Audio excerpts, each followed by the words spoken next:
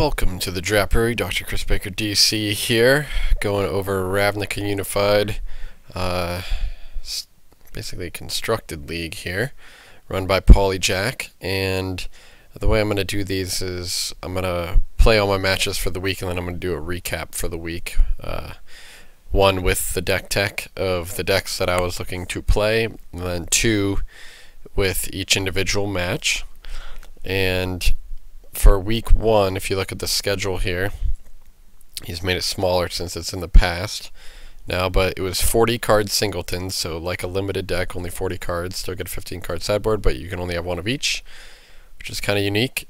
And then on to week two, looking ahead, it's doubleton, so you can have two of each card. Then it's two of each card, but up to 60 cards, then three of each card, and then by week five, we actually are just playing, you can have four of every card. So my thought was that week one is going to be slow, not very streamlined decks, so individually powerful cards should be identified in the format and then just play those. So I actually ended up winning the week, and I went 5-0. If we look at the scoreboard, I guess I was the only one to go 5-0. Both Crummy and Joe and Forley, I guess, had 4 wins. And then Zombie had 3 wins. I guess Tiki had 3 wins as well, so did Nate. And then everybody else had 2. But let's check out some of the decks that I chose to play. Let's see, for week one, I really chose 2 decks, but I changed them up a lot as I got more and more experience in the format. And so if we can get to Freeform is with the format. So I played Orzhov and I played Dimir. That'd be nice if this didn't take forever. Typical motos. What is going on? I guess it takes that long to load my 6,000 card pool. Come on. Alright, so I think the first match I played Orzhov. And so this is my current Orzhov build. A couple changes I would make if I would continue playing this deck. I would just add more bounce lands. I don't even care if they're off color. Bounce lands are just some of the best cards in the format because they actually provide card advantage, and having a lot of extra mana is super helpful in the deck. The main pros to this deck is that it has the ability to create numerous extort engines. So you've got Basilica, Screecher, Syndic of Ties, Basilica Guards, on Kingpin's Pet. So basically all these cards create extra value with the other cards you have in your deck. Guess you also have Tithe Drinker. You don't play Syndicate Enforcer because it's a 4 mana 3/2. I guess you could play it though. Every single one counts. But the game plan of the deck, again, is Keening Apparition main to deal with the powerful enchantments. I bet some of the best cards in the format are Stab Wound and Pillory of the Sleepless and Face Fetters. So if you can get rid of those cards, you'll be fine. Pillory of the Sleepless is especially strong because it can be enchanted on Guardian of the Guild pack, which is one of the best creatures in the format. So having a 3 toughness multicolor creature is also very strong because it can actually block this guy. Other than that, this deck's looking to actually be kind of like an aggro deck with Riot Gear, Daring Skyjack, Veteran Armor, just making it harder for your guys to die with a little bit of removal and last gasp.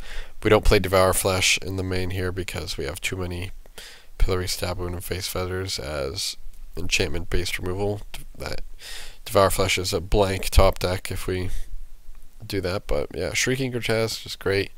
2-for-1 Difficult Rogues, basically unblockable. Lunch Party is another way to kill any creature that they have while getting rid of something like a Stab Wound or a Pillory of the Sleepless. Midnight Recovery to keep the creatures flow, get more guys back. Spectacle. This isn't a mill deck, but if we're playing a match that comes down to the last second or just goes deep, we want to be able to potentially not be the one milling out. So if they play a high power creature, we can maybe kill it and mill them out. Brilliant Shadow is just one of the best creatures in the format. It can block a lot of things and can win the game all on its own. Blood Hunter, super efficient. It's just like better than Blood Hunter Bat a lot of the times. Lily Valor just to win the creature mirrors, and Angelic Edict. So yeah, we want a relatively low curve because every spell gets better because of the extort. And then if we look at the sideboard cards here,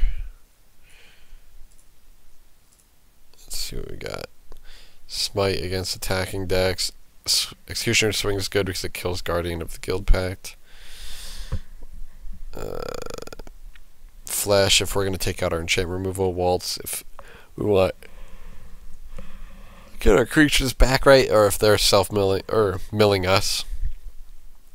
Seal of Doom if they have relevant non-black creatures to kill. Again, Minister of Impediments, another good card at stopping Guardian of the Guild. I gotta make sure I'm saying this guy's name right. Guardian of the Guild Pact, yeah. And Sewer Shambler if they have swamps, pretty good attacking card. Same with Sewer Dreg. So I really like Mind Rot and Purge the Profane as guaranteed 2-for-1s most of the time, I guess. Sometimes you'll be hitting lands, but cutting them off extra lands is actually pretty helpful, I think. Another 2-for-1 here, and being able to regenerate a creature could be fairly strong. Another blocker that can be also hard to block into another Sacrifice Outlet. This card's probably actually worth main decking, just because the Sacrifice Outlet plus evasion capability is really strong. Zarichi Tiger, I think this card's great in any deck that is trying to beat you with their life total. Just gain 2 life a turn. Steeple Rock just owns the air if they have a lot of creatures in the air, not a lot of removal. And Maze Abomination, just another big threat. So I didn't really update this deck much. I only played it once, and I didn't really like it, mainly because not a single one of these cards like draws another card, so you're kind of at the mercy of your draws. So Dimir Mill is what I played the other 4 matches, and this is a deck that I actually spent a lot of time on trying to build. And so this is by the time the week ended, I ended up with this version of the deck, which finally included 1, 2, 3, 4. So 4 bounce lands in addition to the on-color blue-black one. So for 5 total with 17 lands is a lot. At first I was running 18 lands with just 1, but it's just a waste of a slot. You could probably get away with wanting 16 lands, to be honest. But the deck is pretty mana hungry. It has the activation of Doorkeeper, the ability to replay cards like Mortis Strider and Enigma Eidolon. That combo in particular is very strong because you can recast Mortis Strider and keep sacking and getting back Enigma Eidolon. You have the sack outlet in Dimir Houseguard. I was running Corpse Blockade as well as another way to create another defender to help the Doorkeeper, create a big potentially Death Touch blocker, since it's a 1/4 against Death Touch if you sack another creature. But if you put a Stab Wound on it, it can't sack itself, whereas if Stab Wound gets put on Dimir Houseguard, it can sack itself. So this is primarily a mill deck that will occasionally win by dealing damage, but we don't really care about the Devour Flesh and Stab Wound dyssynergy here, because usually if we put a Stab Wound on their thing, they're going to have to kill their own creature, and then we'll get value from Devour Flesh. And we want more outs to Guardian of the Guild Pact again, if it's the only creature in play. We can kill it with Devour Flesh. But blue offers Train of Thought, Compulsive Research, and a bunch of other things. Consult the Necrosages and Pilfered Plans as a bunch of cards that help us draw more cards, so I figured those would be very strong. We get incidental ways of milling them with Psychic Strike, Grisly Spectacle, Balustrade Spy. These cards are all good. I like Balustrade Spy because it's a rogue, so it can block Death Cult Rogue. This is a card I've picked up kind of late, but it seems awesome. Petrohedox, it's a 3/3 blue-red multicolor card. So again, can block Guardian of the Guild Pact. And anytime it becomes target spell ability, you return it to your hand. So it's really hard to kill if they're just using removal and stuff, right? So, and if you, out of the sideboard, I think I had it in the main at one point, but if you use Minister of Impediments targeting this spell or ability, return this to hand. And if you have a Sage's Road Denizen in play, you basically get to keep replaying this blue creature to keep milling them for 2. Mortis Strider is another way that you can just sack it to Mirror House card, replay it, mill them for 2. Leyland Phantom is another reusable blue creature. You play it, attack, block, return it to hand, replay it. Tidewater Minion is pretty sweet. It can be a beatdown card, or can just untap the Doorkeeper to get double activation, or Vendokin and Transfer get double activation to mill them out. Or just, you know, give some big creature vigilance. So yeah, Launch Party again, just like in the black-white deck. So definitely run the one Basilicus creature. Having enough random extorts can be the difference maker. So yeah, that's the gist of the deck from the main. And here in the side, Cremate, really good against other things trying to use the graveyard. Like if anybody used the same things as me, Mortis Strider or the Enigma.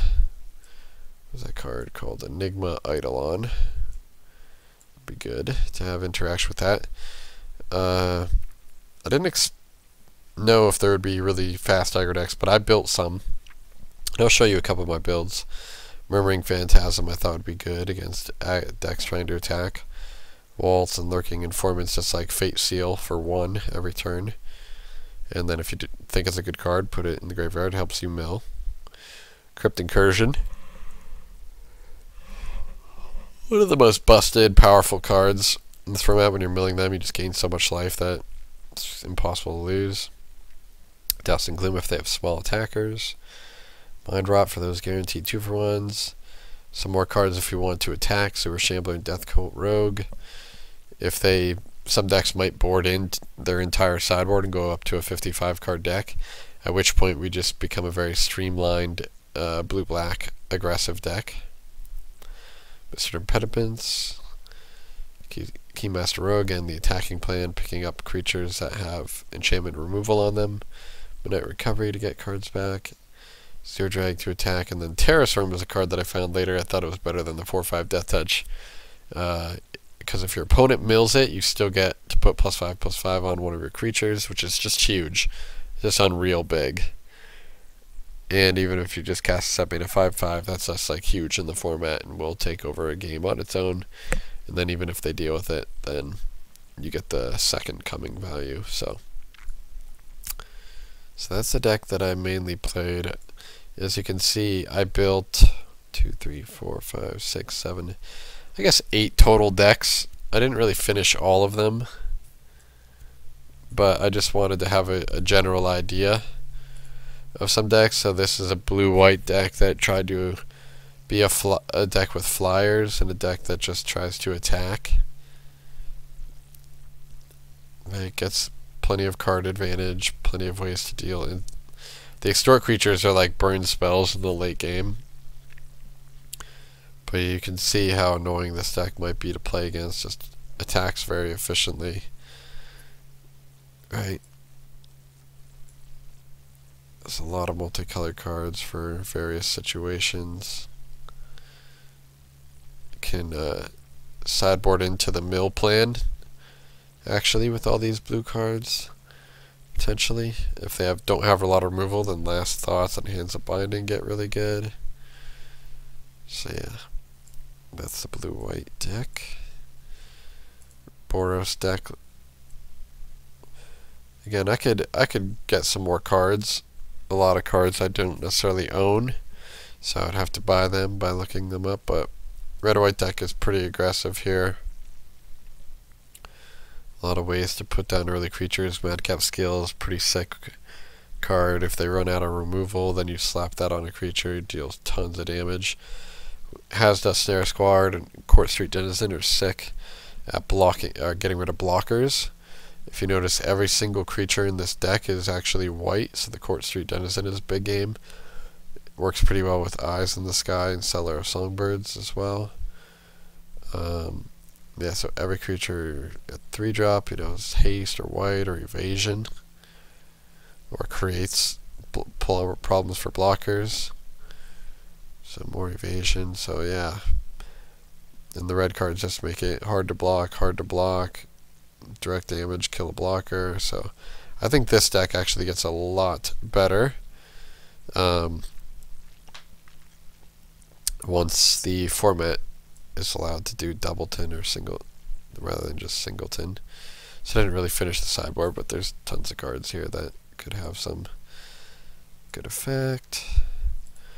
Defenders. I think I was just trying to see if they're, again, this is another thing to keep in mind. The Gatekeepers deck gets so much better once you have the ability to go doubleton. So I was looking at like a 5-color deck using Axebane Guardian. Like the synergy between Gatekeeper Vine, Gates, and the Gatekeepers just gets so much better once you have the ability to play multiples. So again, I'll explore those shells over time. Esper Control I thought would be a really good deck too, because it combines the best parts of the black-white deck and the blue-black deck. You get a lot of dual lands that are all relevant. What else do we got? Yeah, the Jailbreaker gets better as a better defender that can attack. You get all the extort creatures. Yeah, so this deck seems sweet. I played, who did I play? What was his name? P Proteus. His Esper deck was much better than this, because he actually tuned it and played it a lot more, I'm sure. But I would start by looking at his Esper list.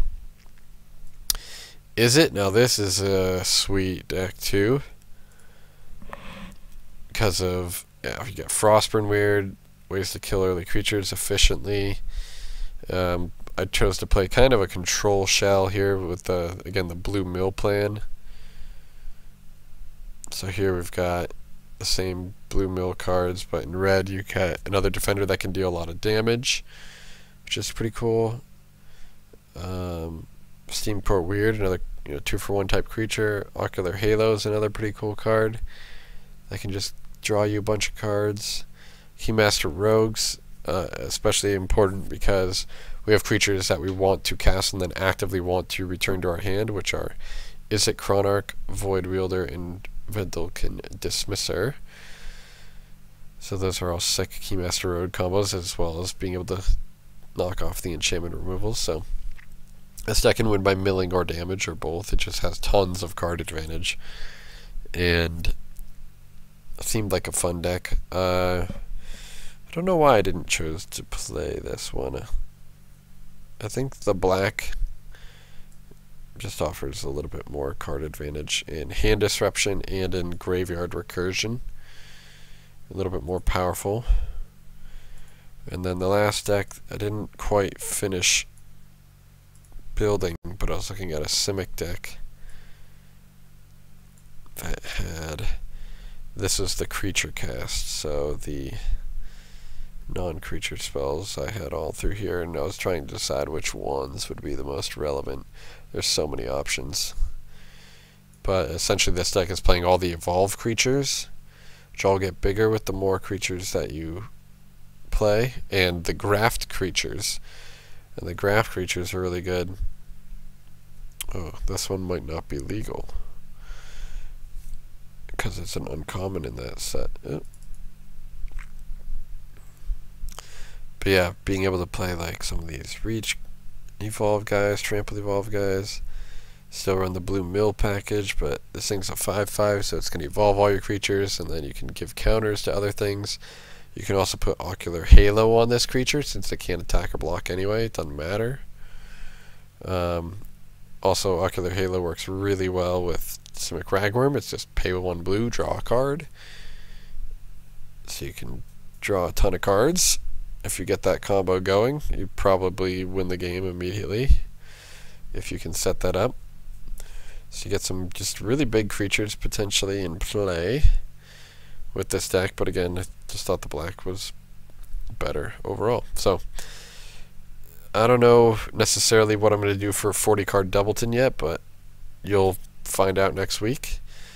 So those are kind of my quick overview of some of the decks that I built and tried to look at. And I'll go through the 5 matches that I played this week, so stay tuned.